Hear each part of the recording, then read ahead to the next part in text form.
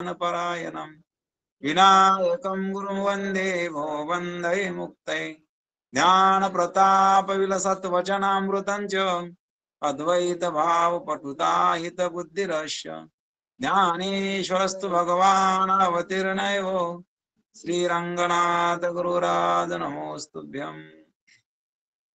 तर आपला कालचा विषय जो चालला होता तर 7 नंबरचा मुद्दा आपण काल बघितला। त्यामध्ये कार्याध्यासाची सामुग्री हा 7वा मुद्दा कालचा होता। तर त्यामध्ये सत्य वस्तू ज्ञानजन्य संस्कार प्रमाता प्रमाण प्रमेय दोष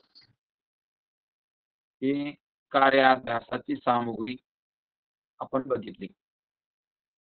आणि म्हणून कालच्या विषयामध्ये कार्याध्यासाची सामुग्री सत्य वस्तू ज्ञानजन्य संस्कार प्रमाता प्रमाण प्रमेय दोष हे कार्याध्यासाची सामुग्री आपण काल विषय बघितला। आणि म्हणून कार्याध्यासाचा असंभव अशा प्रकारचं पूर्व पक्षाचं म्हणणं आहे। कारण तुम्ही हे जो अध्यास सांगायला लागले ना, जो अहंकारादी जो काही अध्यास आहे तर त्याचा असंभव आहे अशा प्रकारचं त्यानं या ठिकाणी कथन केलं। कारण कसं आहे तर तुमच्या आत्मस्वरूपाच्या ठिकाणी दुसरं काही नाही, एकच आहे। मग आता कार्याध्यास व्हायचा म्हणल्यावर सत्य ज्ञानजन्य वस्तू संस्कार, कारण सत्य वस्तूचा संस्कार लागतो ना। जसं दोरीवर सर्पाचा भ्रम त्यालाच होतो की ज्यानं पूर्वी कधीतरी खरा सर्प पाहिला असेल, सुक्तीवर रजत भ्रम त्या रजत त्या ठिकाणी भ्रम व्हावा लागला। कारण दोन्ही त्या ठिकाणी एकमेकावर भ्रम झाला, हे सादृश्यामुळे झाला। तरी पण पूर्वी कधीतरी त्या ठिकाणी रजत पाहिला असावं, म्हणून त्या सुक्तीवर शिंपल्यावर रजताचा भ्रम झाला। आणि म्हणून अशा प्रकारचं त्या ठिकाणी आत्मस्वरूपाच्या ठिकाणी तर तुमचा आत्मा ब्रह्म एकच आहे। मग अध्यास कसा होईल? कारण अध्यास व्हायला तर कारण लागत, सत्य ज्ञानजन्य वस्तू संस्कार, किंवा त्यानं दोष सांगितला की प्रमेय दोष लागतो। म्हणून त्याचं सुद्धा आपण वर्णन बघितलं। आणि म्हणून या ठिकाणी की एखादी वस्तू सादृश्यता पाहिजे की दोरी आणि सर्प याच्यामध्ये सादृश्यता आहे, कारण सारखेपणा आहे, म्हणून दोरीवर सर्पाचा भ्रम होतो। तसं मग या ठिकाणी आत्मा पाहिलं तर कसा आहे तर प्रकाशमान आहे। आणि हे सर्व काही अहंकारादी जड पदार्थ आहेत।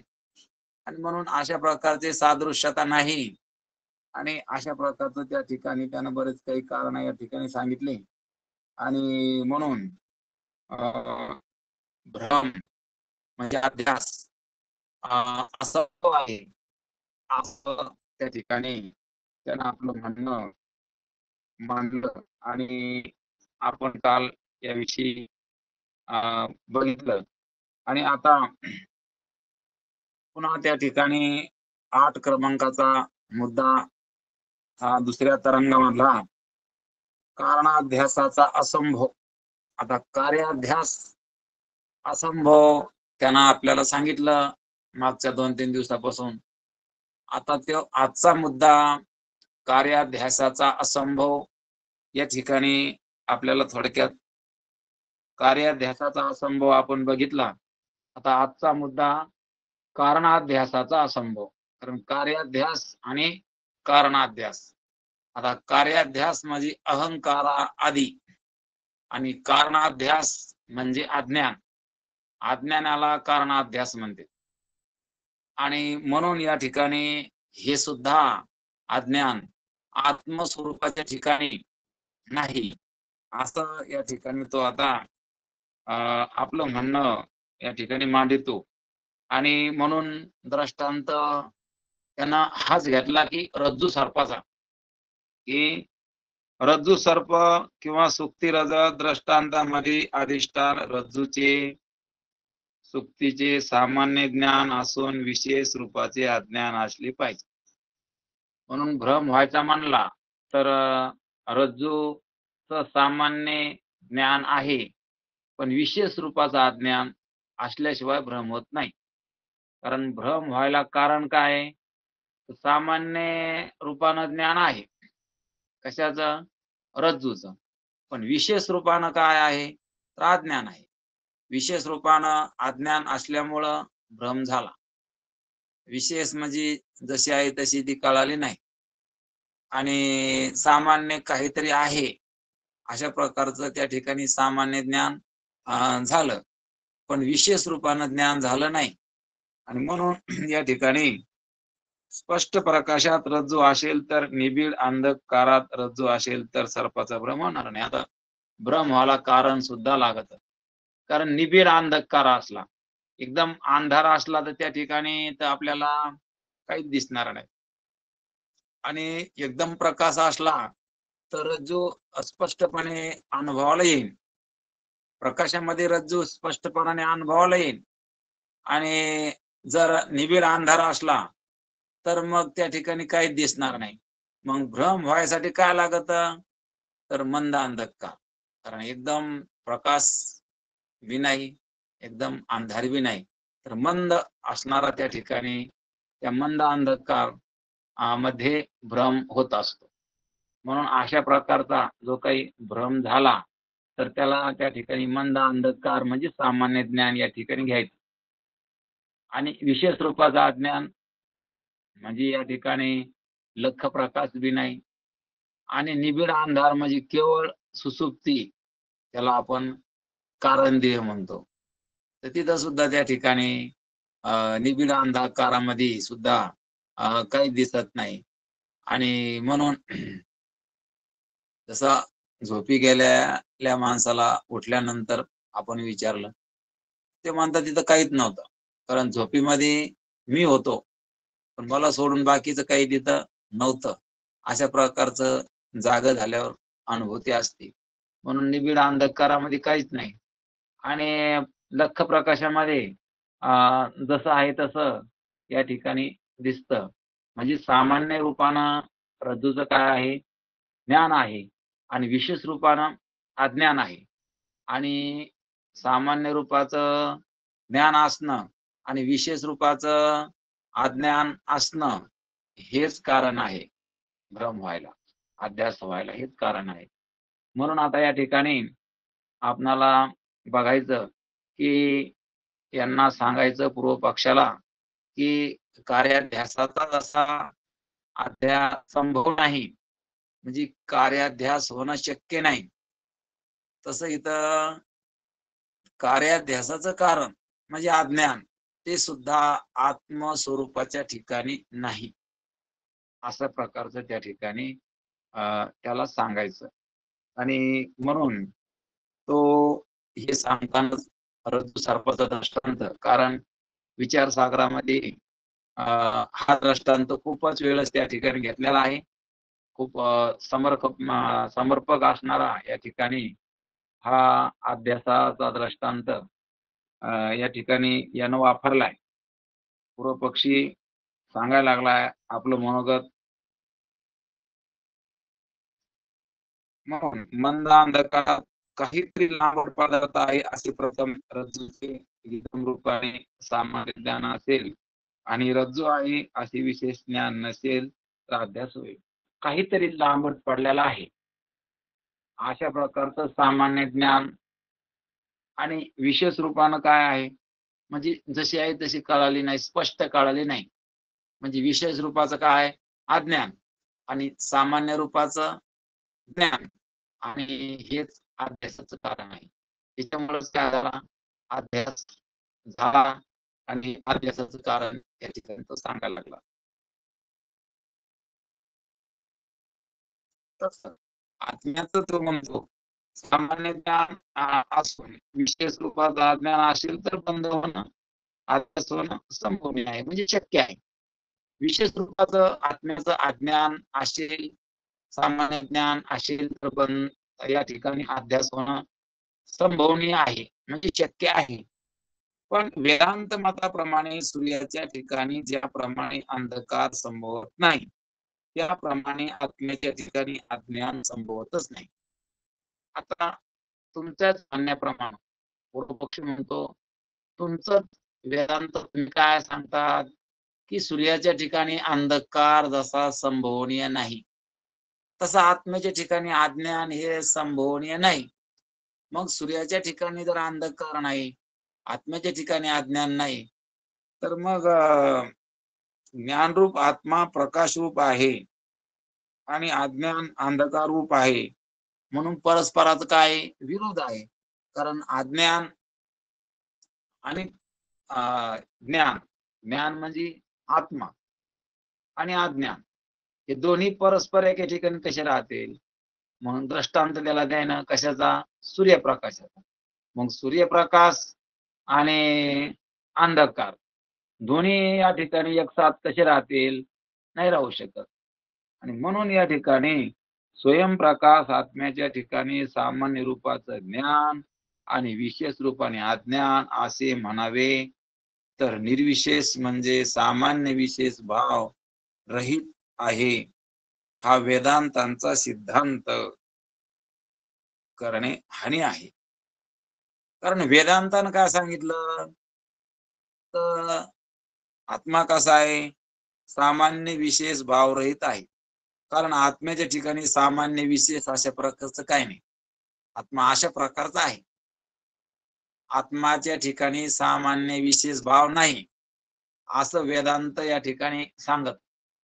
आणि असं जर आहे तर मग या ठिकाणी आत्म्याच्या ठिकाणी विरोध व्हावा लागला. कारण इथं तर अज्ञान कारणाध्यास आहे असं म्हणावं, तर मग या ठिकाणी विरोध व्हावा लागला ना. कारण कसा विरोध व्हायला आपल्याला पाहायचं.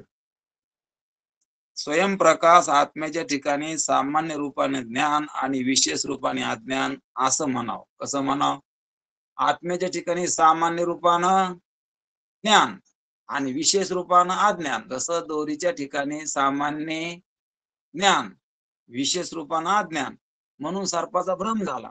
तसं आत्म्याच्या ठिकाणी सामान्य ज्ञान आणि विशेष रूपाचं अज्ञान.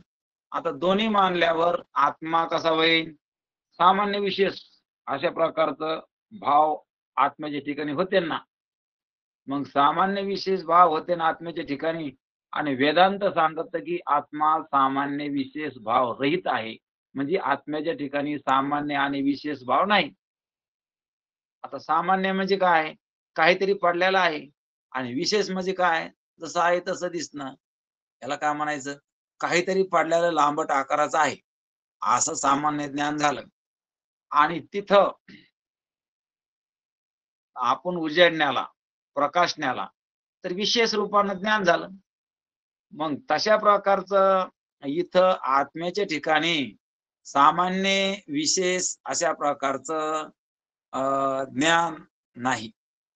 कारण सामान्य विशेष भाव रहित आत्मा आहे. आत्मा कसा आहे, सामान्य विशेष भाव रहित आहे. बरं आम्ही सांगायलो का, तुमचाच वेदांत सांगायला लागला की आत्मा कसा आहे, की सामान्य विशेष भाव रहित आहे. मग आत्मा जर सामान्य विशेष भाव रहित आहे, तर मग या ठिकाणी अशा प्रकारचे धर्म मानणं, आताच सांगितलं काय ना की दृष्टांत सहित आपल्याला, की दोरीच्या सामान्य रूपानं काय ज्ञान आहे आणि विशेष रूपाचं अज्ञान आहे. मग दोरीचं सामान्य रूपानं ज्ञान आणि विशेष रूपानं अज्ञान असल्यावर काय होतं, भ्रम होतो. कारण भ्रम व्हायला काय लागत असतं, विशेष रूपाचं अज्ञान लागत. बरं निबिड अंधकारामध्ये काही दिसत नाही. बरं प्रकाशामध्ये स्पष्ट दोरीच दिसते, विशेष रूपानं ज्ञान होतं. परंतु मंद अंधकार कारण दृष्टांत आपल्याला बरोबर लक्षात आला म्हणजे सिद्धांत काढायला सोपं जातं. आणि म्हणून घरी करता काही अभ्यासू लोक असतील आणि काहीला त्या ठिकाणी हा विषय कधी ऐकलेला नसतो. अ, म्हणून कधी-कधी त्यांना हा जड वाटतो किंवा थोडा कळायला अवघड वाटतो. पण तरी सुद्धा हार मानायची नाही. कारण पुन्हा-पुन्हा, पुन्हा-पुन्हा, घोटू-घोटू कळत असतं. म्हणून महाराजानं आपले गुरुवर्य श्री बापूराव महाराज परतूरकर यांनी बऱ्याच वर्षापूर्वी एक दृष्टांत दिला होता. त्याने सांगितलं, की पाणिनी नावाचे एक मोठे महर्षी होऊन गेले होते, की ते लहानपणी त्यांच्या वडिलांना पूर्वी गुरुकुल असायचे आणि त्या गुरुकुलामध्ये लहान मुलाला घातल्या जायचं. जसं आता शाळा, कॉलेज तर पहिल्या काळामध्ये असे गुरुकुल असायचे.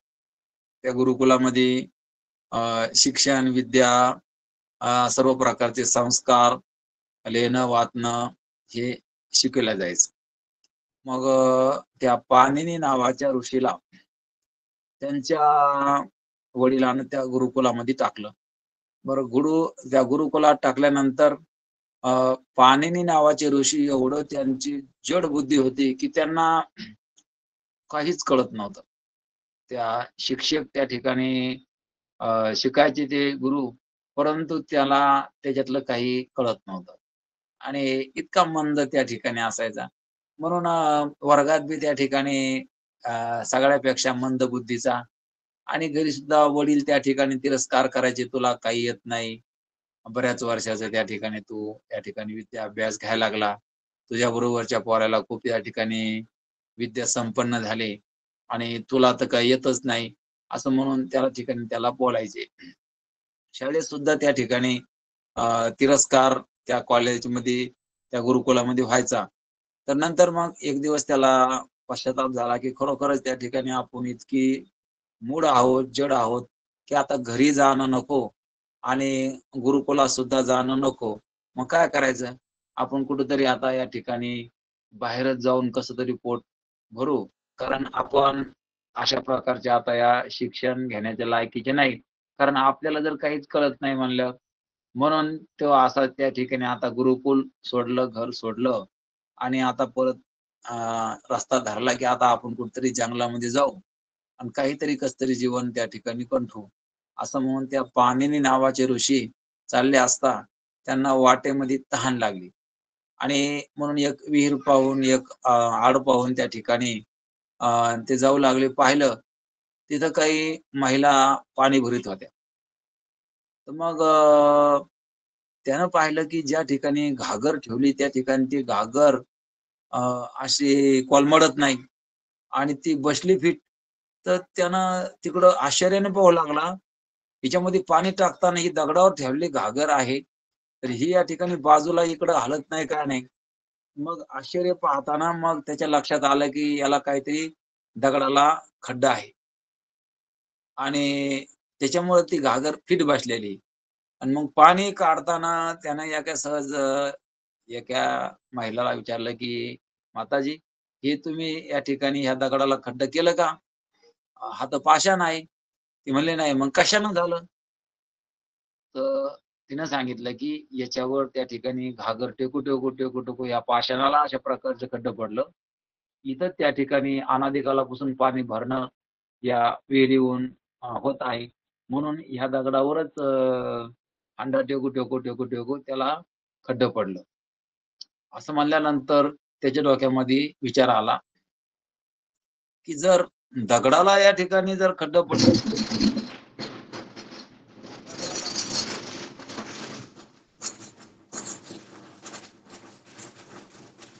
म्हणून दगडाला जर खड्डं पडलं, तर मग त्याला जर त्या ठिकाणी अशा प्रकारचा त्याला जर खड्डं पडायला लागलं त्या पाषाणाला, तर मग या ठिकाणी आपल्याला का बरं या ठिकाणी कळणार नाही? मग आपण का दगडापेक्षा इतके जड आहेत का? मग असं म्हणल्यानंतर त्यानं परत त्या गुरुकुलाकडं गेला आणि एवढा तज्ञ झाला शिक्षणामध्ये, की त्यानं गणिताचा तज्ञ झाला.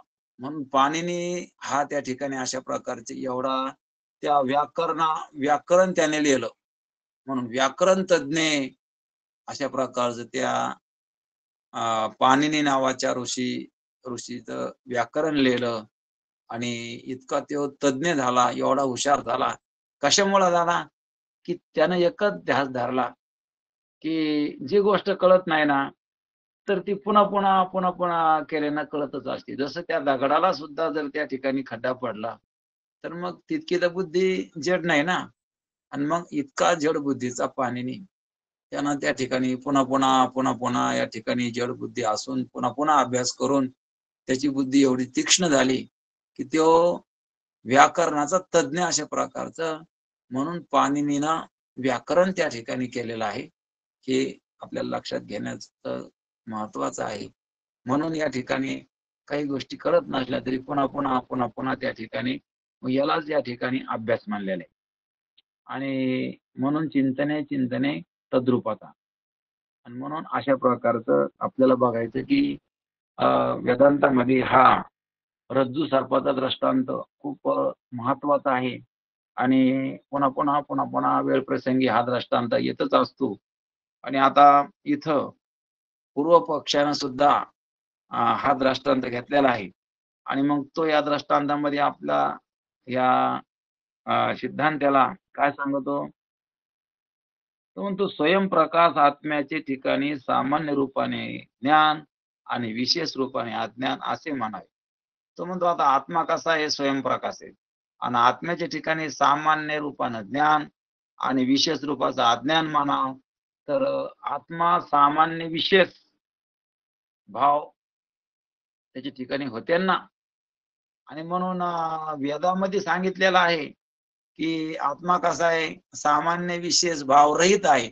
म्हणजे आत्म्याच्या ठिकाणी सामान्य आणि विशेष हे भाव नाही. आणि इथं तर आत्म्याच्या ठिकाणी अज्ञान आहे म्हणलं तर मग इथं सामान्य विशेष भाव व्हावं लागले.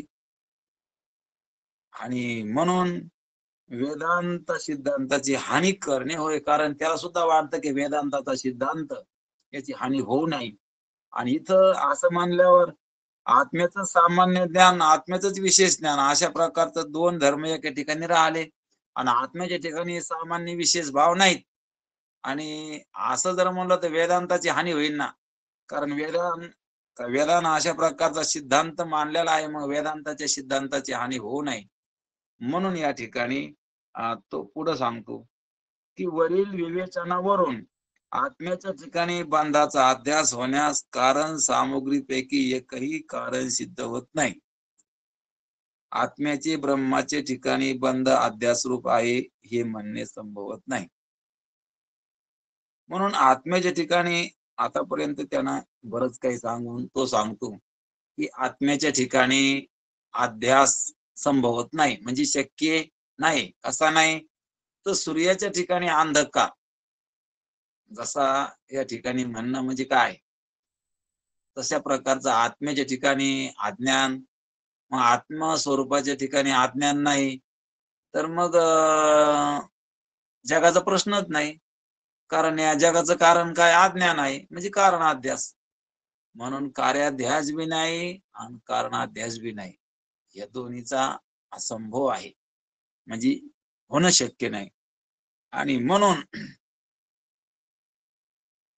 हे जर आता प्रतीत व्हायला लागले पदार्थ, प्रतीतीला या लागले, अनुभवाला जग या लागलं, देह, शरीर, जग, पिंड ब्रह्मांड जे अनुभवाला या लागले आणि ते जर अनुभवाला या लागले आणि ते जर अध्यास नाही म्हणल्यावर सत्यच आहे असं त्याला म्हणायचं.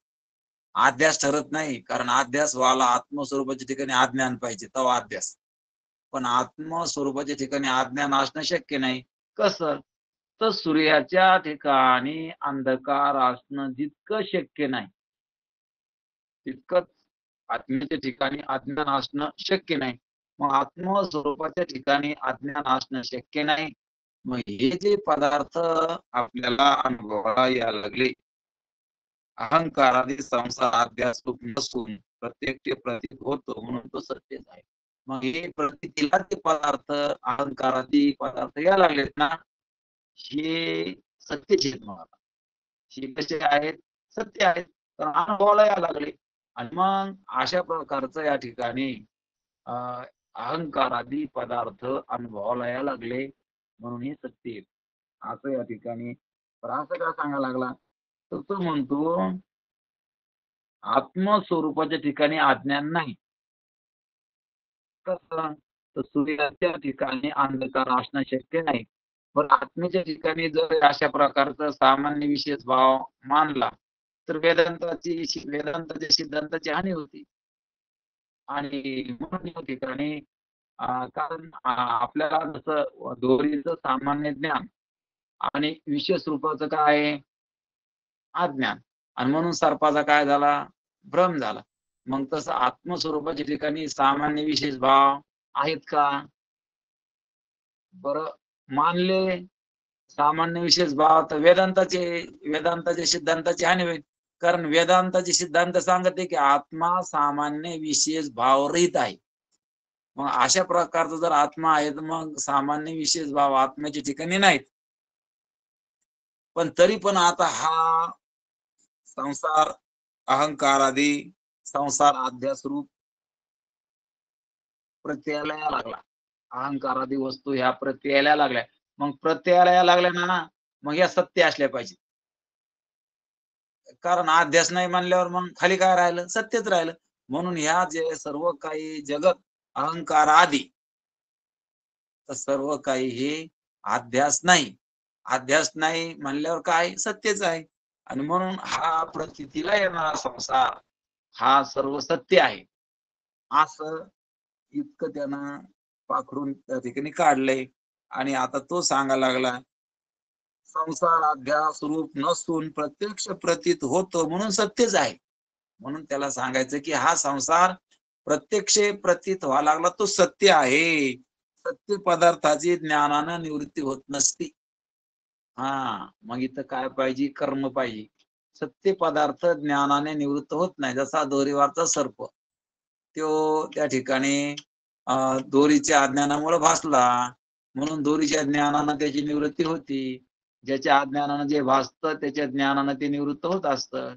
म्हणून दोरीच्या अज्ञानानं सर्पाचा भ्रम झाला, तर सर्पाचा भ्रम हा दोरीच्या ज्ञानानं जाईल. मग या ठिकाणी आता इथं त्या ठिकाणी तसं नाही. आता इथं कसं? तर अहंकारादी संसार अध्यास रूप नसून प्रत्यक्ष प्रतीत होतो तो सत्यच आहे. आता तो अध्यास रूप सर्प आहे म्हणून जाईल, पण इथं संसार सत्य आहे ना, याची काय वाट आहे? मग या ठिकाणी अहंकारादी म्हणजे अहंकारासकट ब्रह्मांडापर्यंत हा सर्व संसार कसा आहे? सत्यच आहे. हा संसार सत्य जर आहे तर मग हा संसार कसा जाईल? तर ज्ञानानं जाणार नाही. मग कशाने जाईल? इथं काहीतरी करावं लागेल ना. जसा दोरीवरचा सर्प हा त्या ठिकाणी दोरीचं ज्ञान झाल्यावर जातो आणि खरा सर्प असल्यावर त्याला काठीनं मारावं लागेल, काहीतरी क्रिया करावं लागते. म्हणजे खरा सर्प असल्यावर काहीतरी काठी आणावं लागते आणि त्याला मारावं लागेल, काहीतरी मंत्र टाकावं लागते आणि त्याला त्या ठिकाणी तिथंच थांबावं लागेल, काहीतरी करावं लागेल ना सत्य सर्प असल्यावर. पण सर्प जर त्या ठिकाणी मिथ्या असला तर मग त्याला त्या ठिकाणी काही करायची गरज नाही. त्याला त्या ठिकाणी दोरीचं ज्ञान झाल्यावर सर्प राहत नाही. पण आता भानगड अशी झाली ना की तो सांगायला लागला अहंकारादी संसार अध्यास रूप नसून प्रत्यक्ष प्रतीत होतो म्हणून तो सत्यच आहे. त्याचं म्हणणं आहे अहंकारादी सर्व संसार सत्यच आहे आणि म्हणून सत्य आहे. मग आता सत्य वस्तूची ज्ञानानं सत्य पदार्थाची केवळ ज्ञानानं निवृत्ती होत नाही. मग हा संसार जर सत्य आहे आणि तुम्ही जर ह्या संसाराची ज्ञानानं निवृत्ती करू लागली तर ती होत नाही. कशी होत नाही? हे संबंध आहे. कारण हे सगळ्यांना मान्य आहे. दुःख रूपी संसाराची निवृत्ती व्हावी ही सर्वांची इच्छा आहे. बरं तुम्ही म्हणतात ना संसार निवृत्ती, बरं आम्हाला पण वाटतं ना की संसार निवृत्ती व्हावा. बरं दुःख असं वाटतं का की कोणाला की मला दुःख नसा म्हणजे असावा म्हणून? कोणाला बी वाटतं मला लागी दुःख व्हावे ऐसे कोणी न व्हावे जीवे, की कोणालाही वाटत असतं की मला दुःख नको. आणि प्रत्येक जण आपण पाहतो की दुःख जावा यासाठी प्रयत्न करीत असतो. त्याचे नियमित प्रयत्न चालू आहेत की आपल्याला दुःख होऊच नाही. पण तरी पण त्या ठिकाणी त्याला दुःख होतं. म्हणून त्याचे प्रयत्न काही थांबलेले नाहीत. म्हणजे दुःख जावा असं प्रत्येकाला काय इच्छा आहे. आणि म्हणून दुःखरूपी संसाराची निवृत्ती व्हावी ही सर्वांची इच्छा आहे. म्हणून पाहायला गेलं तर सर्वांनाच दुःख आवडत नाही. म्हणून प्रत्येकाला इच्छा आहे की आपलं दुःख जावा. दुःखरूप संसार या ठिकाणी जावा, अशी प्रत्येकाला काय इच्छा आहे. दुःख जावा. दुःखाचं कारण काय? संसार आहे. म्हणून दुःखरूपी संसाराची निवृत्ती व्हावी, ही सर्वांची इच्छा आहे. कारण प्रत्येकाला दुःख आवडत नाही. मग दुःख आवडत नाही आणि ज्याच्यापासून दुःख व्हायला लागलं ती वस्तू आवडन का मग? आता रोग झाल्यावर दुःख होतं. म्हणून रोग आवडत नाही. म्हणून दुःख आवडत नाही, त्याच्यापासून दुःख होतं ते पण आवडत नाही. म्हणून आपल्याला दुःख आवडत नाही आणि दुःखाचं कारण कळालं, की दुःखाचं कारण अज्ञान आहे. पण ते पण त्या ठिकाणी मग ज्याला कळन, तर तो त्या ठिकाणी निवृत्त करीन. पण इथं काय सांगितलं? दुःखरूप संसाराची निवृत्ती व्हावा ही सर्वांची इच्छा आहे. ते म्हणते दुःखरूप संसाराची निवृत्ती व्हावा ही कोणाची इच्छा नाही, तर सर्वांची इच्छा काय आहे? तर दुःखरूप संसार जावा. आपल्या ठिकाणी असणारं दुःख जावा, अशी सर्वांची इच्छा आहे. संसार बंध अध्यस्त नाही म्हणून ब्रह्मज्ञानाने त्याची निवृत्ती होत नाही. आता याला काय सांगायचं, की या पूर्व पक्षी म्हणतो संसार भ्रम अध्यस्त नाही. अध्यस्त नाही म्हणजे भ्रम नाही. संसार जो दिसायला लागला ना, वेदांत ठासून सांगतं की संसार काय आहे? भ्रम आहे. की संसार आजातवादाकडून पाहिलं तर संसारच नाही. दिसायला लागला तो काय संसार नाही. संसार प्रपंच एक झाला होता, हे तो समूळ मिथ्या वार्ता. पुढे होईल मागुता कदा कल्पांती घडेना. म्हणून असं आजातवादामध्ये आलेलं आहे. जसं दोरीच्या ठिकाणी सर्प कधी झालाच नाही किंवा सोन्याच्या ठिकाणी अलंकार कधी नव्हतेच. अलंकार कशाला म्हणले? सोन्यालाच म्हणले. मग तसं परमात्मा ह्या जगालाच परमात्मा म्हणायला लागले. म्हणून परमात्म्यालाच जग म्हणायला लागले. आहे काय? परमात्मा. आणि त्याला जग म्हणायला लागले. आहे काय? सोनं. आणि त्याला काय म्हणायला लागले? एकची माती नाना भिंती रांजण आणि सुगडे जगामध्ये ब्रह्मदिशे उघडे. किंवा एकनाथ महाराज सांगते, तंतू पाहता वस्त्र न दिसे, आत्मा लक्षिता जग चिनसे, येणे अद्वय सौरसे घेई अनायासे परब्रह्म. आत्मा लक्षात घेतल्यावर जगच नाही. कसं? दृष्टांत त्याला की तंतू पाहिला की वस्त्र नाही. तंतू पाहिला की वस्त्र नाही. आत्मा ध्यानात घेतला की आत्मा लक्षिता जगची नसे. ह्या दृष्टांताप्रमाणे येणे अद्वय सौरसे घे अनायासे परब्रह्म. अनायासानं तू परब्रह्म ध्यानात घे. म्हणून या ठिकाणी संतांचे ग्रंथ, आपला अनुभव हे जर आपण पाहिलं तर आपल्याला सहज लक्षात येतं. म्हणून हे काय जास्त डोकं लावायचं काम नाही. फक्त आपल्याला वाटत असेल तर एक अर्धा शब्द याच्यातला थोडा शास्त्रीय येतो. परंतु हे सगळ्या गोष्टी आपल्या अनुभवातल्या आहेत आणि त्या आपल्याला ध्यानात घ्यायच्या. म्हणून या ठिकाणी महत्त्वाचे विषय आपल्याला सांगितलेले आहेत. आपल्या ज्या शंका आहे सुप्त काही आणि काही शंका आपल्याला येतात, परंतु त्या मांडता येत नाहीत. तर इथं त्या शंका त्या ह्यानं मांडून त्याचं पुन्हा निरसन सुद्धा केलेलं आहे. शंका आपल्याला करता येत नाही, पण त्या शंका असतात आपल्या मनामध्ये.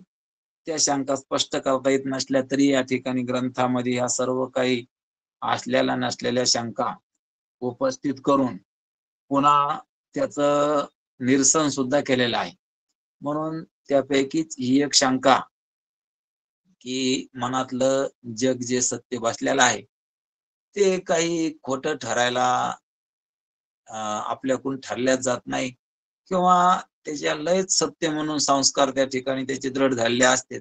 म्हणून त्याला खूपच अभ्यासाची, चिंतनाची का असते. गरज असते. कारण ह्या जगाला सत्य मानल्यामुळे दुःख आहे. कारण तुकाराम महाराज सुद्धा सांगते की दुःखाचं कारण कारण काय आहे हे आपल्याला शोधून काढायचं. जग दुःखाचं कारण, पण त्याचं कारण काय आहे की जग कारण सगळ्याचं कारण अज्ञान आहे. आपलं वाटतं की शरीरामुळे दुःख व्हावं लागलं. आपण पुढे येणार आहे विषय की सगळ्या दुःखाला कारण शरीर, शरीराला कारण पाप पुण्य. असं पाहत पाहत पाहत पाहत गेलं तर ह्या सगळ्याचं कारण म्हणजे आपला आत्मस्वरूपाच्या ठिकाणी अज्ञान हे पुढे येणार आहे. म्हणून तो काही विषय आपल्याला घ्यायचा नाही. ते पुढे आल्यानंतर बघू. म्हणून या ठिकाणी अ, आपल्याला अशा प्रकारचं जे काही दुःख व्हायला लागलंय, तर ते दुःख प्रत्येकाला वाटतं की मजलागी दुःख व्हावे की मला दुःख नसावं आणि त्या दुःखातून या ठिकाणी आपली सोडवणूक व्हावा यासाठी प्रत्येकाचे प्रयत्न असतील आणि ते योग्य सुद्धा आहेत.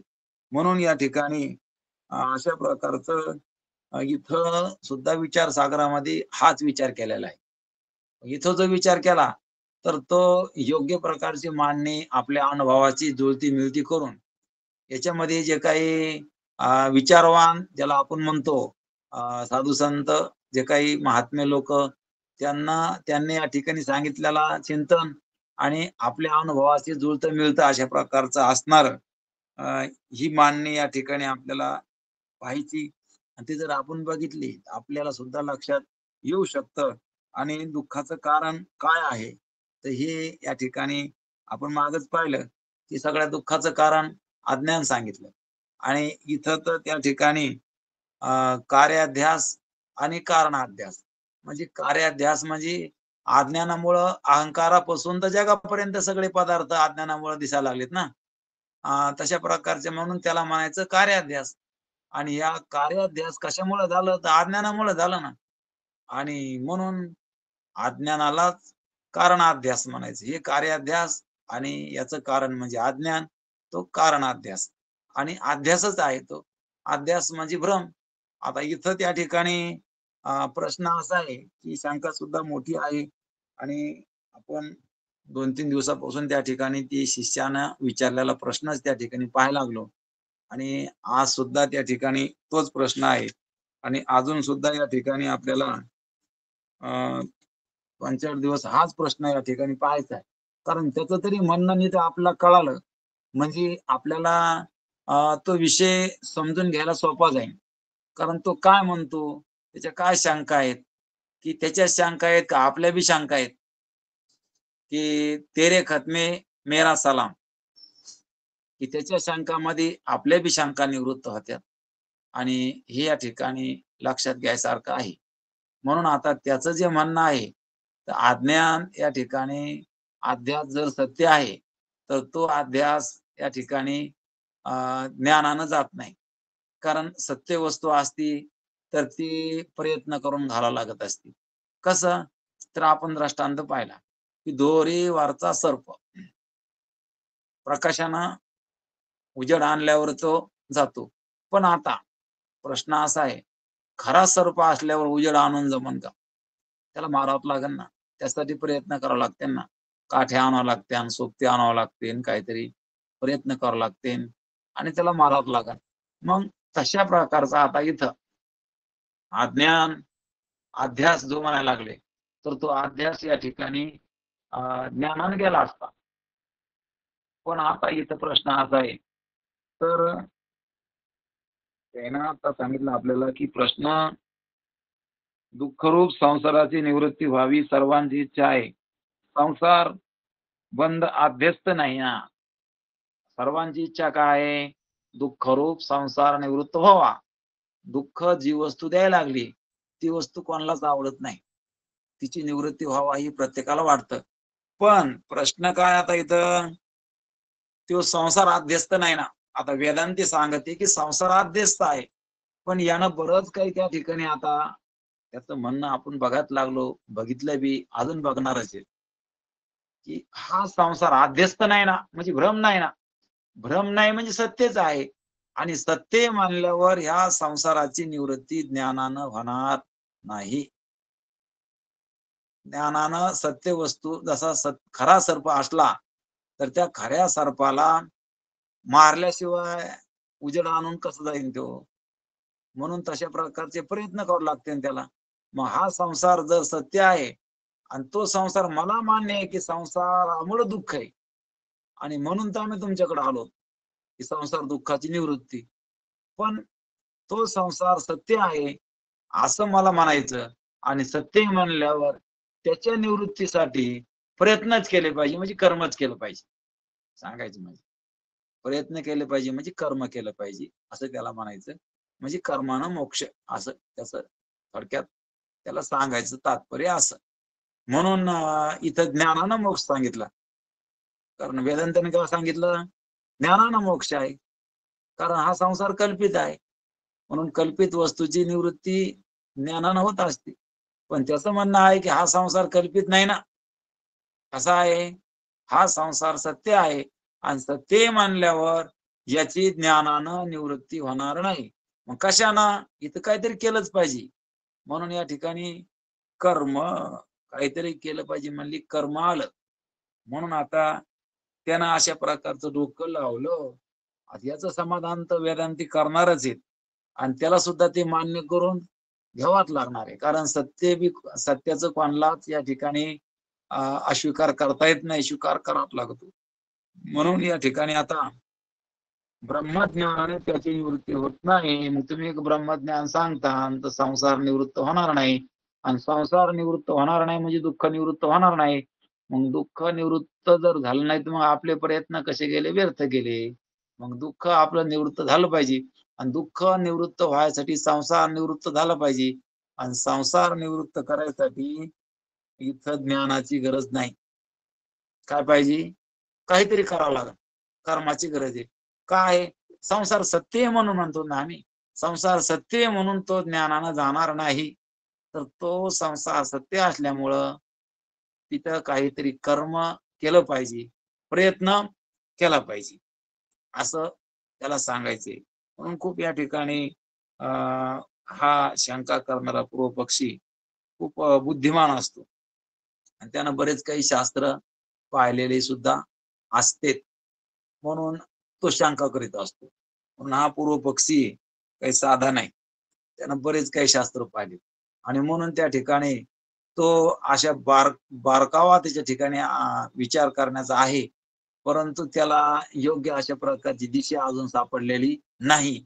म्हणून तो भटकायला लागलाय आणि तो वेदांताला सांगायला लागलाय की हा जो संसार आहे ना तर याची निवृत्ती करायसाठी ज्ञानानं होणार नाही. कारण ज्ञानानं का होत नाही? तर ज्ञानानं झाली असती संसार जर अध्यास असता तर. पण संसार अध्यास नाही ना हो.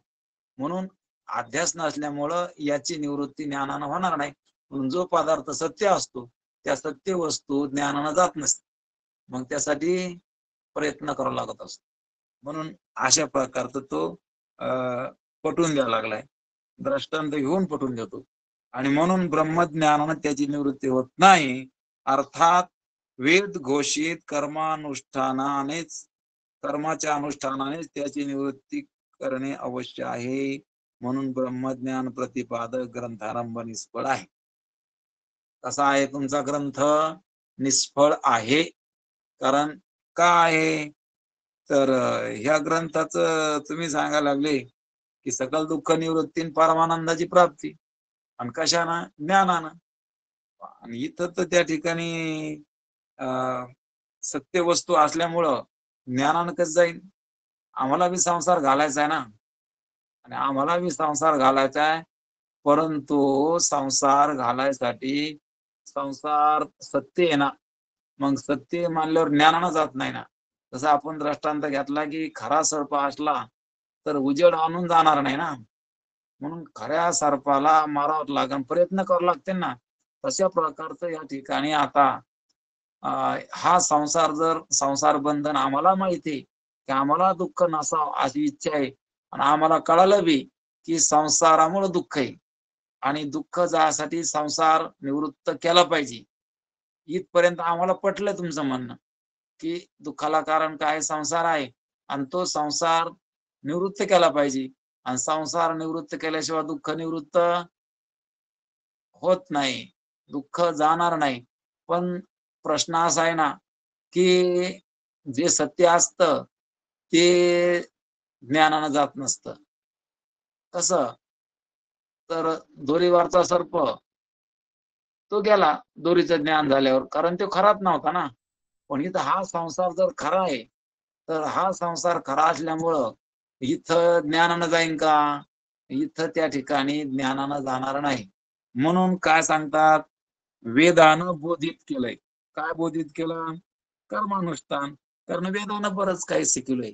विहित कर्म, निषिद्ध कर्म. आता विहित कर्मामध्ये नित्य, नैमित्तिक, काम्य, प्रायश्चित्त हे आता उद्या पाहणार आहेत आपण. ते ह्याच्यामध्ये अशा प्रकारचं विहित कर्म सांगितलं.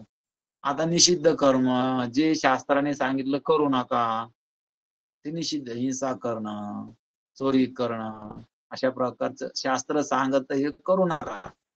तर ते काय निषिद्ध.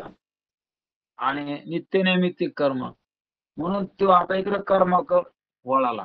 तो म्हणतो ज्ञानानं नाही दुःख संसार निवृत्ती ज्ञानानं होणार नाही. कारण ज्ञानानं का होणार नाही हे सुद्धा मुद्दा ध्यानात ठेवायला पाहिजे, की संसार निवृत्ती ज्ञानानं का होणार नाही. तर त्याचं म्हणणं आहे कोणाचं? पूर्व पक्षाचं. आता पूर्व पक्षाचं म्हणणंच पाहलं तर आपण. तर पूर्व पक्षाचं म्हणणं आहे ज्ञानानं संसार निवृत्ती का होणार नाही. तर त्याचं म्हणणं आहे की ज्ञानानं होणार नाही, कारण ज्ञानानं अध्यासाची निवृत्ती होती. सत्य वस्तूची निवृत्ती होत नाही, कारण अध्यास सर्पाचा अध्यास झाला ते उजेडानं जाईल. पण इथं आपल्याला हा संसार सत्यच आहे ना, हा संसार निवृत्त झाला पाहिजे असं आम्हाला वाटतंय. पण ज्ञानानं होत नाही, हे मात्र सत्य आहे. ज्ञानानं संसार निवृत्ती होत नाही म्हणून तुमचा ग्रंथ कसा आहे? सफल नाही. म्हणून तुम्ही किती त्या ठिकाणी विचारसागर त्या ठिकाणी वाचा, ऐका. परंतु याला काय फायदा आहे? असं कोण म्हणायला लागलंय? पूर्वपक्षी. तो म्हणतो तुमचा ग्रंथारंभच निष्फळ आहे. कारण याच्यातून काही फायदा नाही. कारण तुम्ही काय सांगायला लागले, की अध्यासाची निवृत्ती झाली, अध्यास गेला, की संसार दुःख गेलं. कारण हा जो भ्रम झालाय, अध्यास झालाय, की ब्रह्मावरच संसाराचा काय झाला? अध्यास.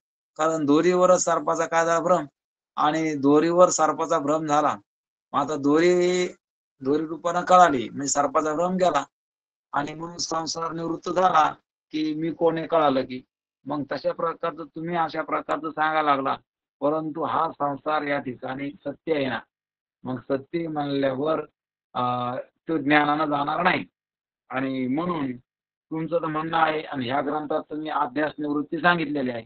म्हणून तुमचा ग्रंथ या ठिकाणी निष्फळ आहे. कारण अध्यास कसा आहे? तर सत्यच आहे ना. त्या ठिकाणी जे काही आपल्याला त्या ठिकाणी संसार बंध अध्यस्त नाही, म्हणून ब्रह्मज्ञानाने त्याची निवृत्ती होत नाही. संसार बंधन कसं आहे? अध्यस्त नाही, म्हणून ब्रह्मज्ञानानं त्याची निवृत्ती होत नाही. कारण ब्रह्मज्ञानानं अध्यासाची निवृत्ती होती. ब्रह्मज्ञानानं अध्यासाची निवृत्ती होती कशी? तर दोरीच्या ज्ञानानं सर्पाची निवृत्ती होती. तसं ब्रह्माच्या ज्ञानानं अध्यासाची निवृत्ती होती. पण अध्यास सत्य या ठिकाणी अर्थात वेद घोषित कर्मानुष्ठाने त्याची निवृत्ती करणे आवश्यक. ब्रह्मज्ञानाने अध्यासाची निवृत्ती परंतु ब्रह्मज्ञानाने त्याची निवृत्ती होत नाही. कशाची? तर हा संसार अध्यास नाही म्हणून निवृत्त होत नाही असं म्हणायचं. कोणाला? पूर्व पक्षाला. अध्यास असता तर निवृत्त झाला असता ब्रह्मज्ञानानं. हा संसार अध्यास नाही ना, म्हणून ब्रह्मज्ञानानं याची निवृत्ती होत नाही. म्हणून कर्म केलं पाहिजे. आणि ते कर्म केलं पाहिजे. आणि कर्म सांगताना मग त्यानं परत लांबलचक त्या ठिकाणी आता सांगायला लागला तो आणि सांगणार आहे आपल्याला. आणि म्हणून विहित कर्म काय? निषिद्ध कर्म काय? विहित कर्मामध्ये पुन्हा 4 भाग सांगितले. नित्य, नैमित्तिक, काम्य आणि प्रायश्चित. नित्य कर्म कोणतं? की नियमित करायसारखं. निमित्तानं येणारं कोणतं? नित्य, नैमित्तिक. काम्य कोणतं? कामना धरून केलेलं कोणतं? आणि प्रायचित्त कोणतं? म्हणजे काही चुकलं तर काही प्रायचित्त असतं. साधारण प्रायचित्त, असाधारण प्रायचित्त, 2 प्रकारचे प्रायचित्त आहेत. आणि म्हणून हे पुन्हा निषिद्ध कर्म आणि अशा प्रकारचं त्या ठिकाणी जे करू नाही वेदानं सांगितलं ते निषिद्ध कर्म आणि हे सर्व काही त्या ठिकाणी आपल्याला उद्या पाहायचंय. परंतु आजचा विषय या ठिकाणी त्यानं जो सांगितला की कारणाध्यासाचा सुद्धा असंभव आहे. कारण सूर्याच्या ठिकाणी प्रकाश असतो, उजेडच असतो. सूर्य म्हणल्यावर काय उजेडच आहे आणि उजेड असल्यामुळं अंधकार तिथं राहणारच नाही. मग आत्म्याच्या ठिकाणी अज्ञान राहू शकत नाही आणि अशा प्रकारचं सांगताना त्यांना बरंच काही आपल्याला या ठिकाणी आपला विषय झाला आणि म्हणून अज्ञान या ठिकाणी कसं आहे तर अध्यस्त नाही. कारण अध्यस्त नाही म्हणून ज्ञानानं जात नाही. अज्ञान अध्यास नाही म्हणून ज्ञानानं जात नाही. अज्ञान जर अध्यास असतं, भ्रम जर असतं तर तो भ्रम ज्ञानानं गेला असता. पण अज्ञान काय आहे हे दिसायला लागलं ना प्रपंच तर हा सत्य आहे आणि म्हणून सत्य म्हणल्यावर तो ज्ञानानं जाणार नाही. आम्हाला वाटतं की संसार दुःख जावा, पण संसार दुःख जावा वाटतं, पण संसार हा खोटा असता तर गेला असता, पण खरा असल्यावर कसा जाईल. आणि म्हणून यासाठी मग काय केलं पाहिजे, इथं कर्मच केलं पाहिजे आणि मग त्या कर्माची आपल्याला उद्या या ठिकाणी तो सविस्तर सांगणार आहे आणि ते आपण बघणार आहे. पण आता पसायदान आपण घेऊ. आता विश्वात्मके देवी येणे वागेज्ञ तो